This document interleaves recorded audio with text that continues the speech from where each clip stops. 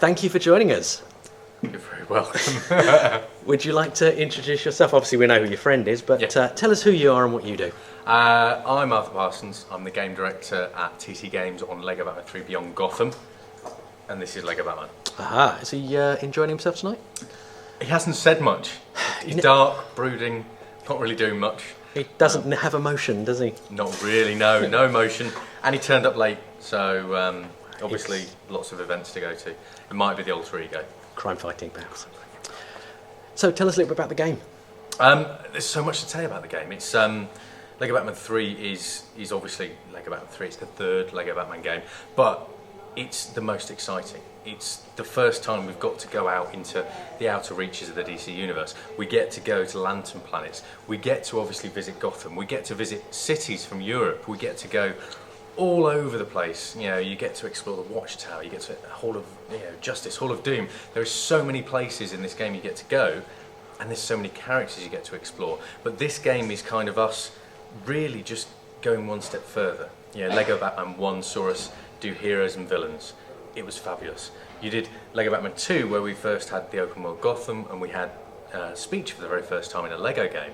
And now Lego Batman 3, we're building one step further than that again, trying to just really go like way beyond anything we've done before with Lego Batman. And it's so exciting. As a game, it kind of comes to life when you get away out into space. There are sort of there's space shooter missions, there's virtual reality missions, there's open world, which is completely different to what we did in Lego Batman 2. And for us, it's just a way of going into a whole load of wacky, crazy new areas to try and sort of show our love for comics, I guess, is probably the easiest way of explaining it. We're all geeks. Please be geeks with us. So how do you decide on the characters then that you're going to put in the game? Because there's quite a lot, isn't there? The character roster came from, there was two ways of doing it. The first thing we do is we list our favourite characters. We then look and see online what everybody else's favourite characters are, and then we kind of munge those characters together. Fortunately, we have an amazing fan community, and so we also then get to add characters that may have slipped through the net, characters that we may not necessarily have necessarily paid attention to, that might be massively popular, but we've not necessarily included them because we're a little bit older than the fans, or the internet is a little bit older than the fan base, and so that's how we do it. And then on this game especially, we got to a point where we were just wrapping the game up, but then obviously social media comes about and people are well, we want the White Lantern, Carl Rayner, we want the Black Lantern, Black Hand, we want character X, Y, Z, and so we've had to just kind of like pretty dynamically move and add extra characters in right at the end, because we never ever want to disappoint the fan base. And hopefully everybody will be happy, all their favourite characters will be in this game. So you've mentioned favourite characters then. I mean, I'm not going to say Batcow, but which is your personal favourite character then? My personal favourite character in Lego Batman 3 is Green Lantern, but that's just purely based on his backstory. The whole premise of going to the dry cleaners, picking up Hal Jordan's uniform, and just becoming a whole new person. Doc Dodgers becomes the Green Lantern. But to play, it's New 52 Frankenstein, because he's got a huge sword, an incredibly powerful gun, and he's a big Lego figure. Nobody's going to stop Frankenstein. But then you also go through it and you go, oh yeah, well actually there's nothing better than playing as Adam West's 1966 Batman. TV's Adam West. TV's Adam West, absolutely. And so it's difficult. I think Green Lantern wins, hands down, but there's a couple that are really close behind. And I'm hoping everybody has that sort of, is torn because there's so many characters. Hopefully it'll be, I really like Ace the Bat Hound. I really, really, really like Black Hand, or Atrocitus, or whoever it may be. There's so much diversity in the game that everybody should be happy, he says. Fingers crossed. If not, he can't cross his fingers. Batman's going to come round and visit. Quite possibly. Although he's quite slow to move. But yes. Yeah. but he moves stealthily. Yeah. How much involvement have DC had in the actual game with you guys? DC have, like, believe it or not, they have a huge amount of involvement. You know, I had a couple of meetings with Jeff Johns where we discussed exactly what we were allowed to put in. He was effectively going, put whatever you like in, just make the best game you possibly can, which is great. You know, when you've got like the boss of DC Comics going, just do what you want, make a fabulous game. Oh, and by the way, I want this character and this character because they're really cool. You know, you just go off and make it. But yeah, we speak to DC Comics every week, and those calls are just, you know, most people would expect a call to a licensor to be awkward. These calls are only awkward because they're asking us to put more stuff in. You know, they see what we put in and go, oh yeah, you know what, let's add this, let's add that, let's add the other. And it becomes a collaboration. It's almost like having a phone call with an extra bunch of designers. It's great to work with DC. You know, they are awesome. You've got some real world characters in the game as well. Do you want to talk a little bit about some of those? Yeah, we have. You know, we made a very, very conscious decision to really go big on this, you know, which is why we have, like, you know, Stephen Amell voices Green Arrow. It's why we have Scott Porter voicing Aquaman and Superboy and a few other things like that. But then we also wanted to go and have characters that broke the fourth wall. We really wanted someone that was going to talk to the player, immerse them into the DC universe, and we couldn't actually put our finger on a particular DC character that did it. But then it was like, well, hold on, Kevin Smith. He's the perfect guy. He is a comic book geek. He is a DC fanboy. So we brought him into the game. And he does a great job of breaking those boundaries, as well as giving some really, really obscure quests to the player. But as well as that, it was like, well, hold on, let's go and get someone else. And we were racking our brains, and it was like, well, let's get Conan O'Brien. It's like, why get Conan O'Brien? It's like, well, because we need someone that's effectively like a chat show host. And I'm not saying he's effectively like a chat show. He is a chat show host. So, you know, we got Conan O'Brien, we asked him, and he was just like, yeah, I'd love to do it. And, yeah, we've got him in the game, and he's exactly as you'd imagine.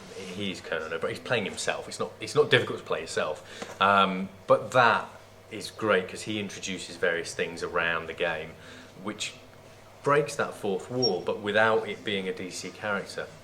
And in each individual one, you look at each one and think, well, hold on, that's a bit weird. But as you bundle them all together as a package, it actually works really well. And, you know, yes, you know, we've got Adam West in there and various other people, but it knits together. You know, Jeff Johns is playable and Jim Lee's playable, and it does nothing sticks out as being, well, that's weird. It's almost like it's Lego DC Comics. Lego Batman 3, it's all DC Comics, but it just as a package is a great fun game, and it's all about fun. That's what we do. We make games that are fun, and they are. Hopefully people enjoy this one. So you mentioned Stephen Amell. How difficult was it getting someone like him, who's obviously got a really successful and popular TV show at the moment, to voice his character? Well, the thing with it, Stephen Amell came about, you know, it was in a meeting with Jeff Johns, and we're talking about what we're going to put in the DLC content, and he was asking us, you know, can we do Arrow? He thinks it'd be really funny, it'd be really cool, and we were like, yeah, of course we can. And it was like, you know, who we're going to get to voice it, because we need someone to narrate it. And he was like, well, Stephen will do it, you know, because nobody else plays Green Arrow, you know, nobody else plays Arrow. It's Stephen Amell. So, you know, Stephen was asked, and he was like, yeah, I'm doing it. You know, I am Arrow. So he did it, and he plays it exactly like the show, so straight. But because the way we've written it, it becomes incredibly funny, because we like to have a joke or two, obviously. So it's great, and the fact that people want to come and work with us. You know, Scott Porter wanted to be in the game because him and his wife play Lego games and they love it. So, you know, for us, it's great to be able to just go, yeah, we can fit you in, we can do this, we can do that, we can do the other. The voice cast is amazing. I've never worked on a game with so many voice actors, and they're all top tier. You know, they're all Laura Bailey's, Travis Willinghams, Troy Baker's, D. Bradley Baker, you know, Charlie Schlatter. It's you know, it's mental just how much VO work is in the game, and hopefully people will see that, hear it as they go through the game, because there's gags left, right, and centre, and it's just great. It's really good fun. So tell us a bit about the DLCs, when they're going to be available, and what they're going to include. So we've got DLC for the very first time in a Lego game. Something that people have asked us to do is put DLC in the game, and what we've done is we've not taken anything out of the main game. The main game is still huge, but the DLC allows us to do things with other areas of DC Comics. So, we've got the Dark Knight Batman pack, where we have Joker Nurse, we have Commissioner Gordon, we have the Tumbler, we have various other things. We've got a Batman 75 pack where you've got Azrael Batman, you've got Zebra Batman, you've got Detective Comics 27 Batman. We've also got the Man of Steel pack where you've got various characters, including Baby Superman, and these packs allow us to just have a bit of fun. Not necessarily at the expense of something, but laughing in tandem with something. But these packs, there's 6 in the season pass. We've announced 4. Those 3 are available at launch. Arrow's available in December, and there's 2 we've not revealed yet, which are also incredibly cool. And these packs are just for people that want to just go and find characters from these different sort of I guess strands of DC that they want to interact with. And they can take them into the main game, and you can run around as I don't know, Joker Nurse, playing in the main story alongside 1960s Joker, alongside our Joker. It just makes for a great package, and some of the characters in the DLC are phenomenal. They're really, really cool. And one last question: if you could make any Lego game you wanted, what would it be? If I could make any Lego game I ever wanted, it's I think I've already done it. It's you look at the brands we've done.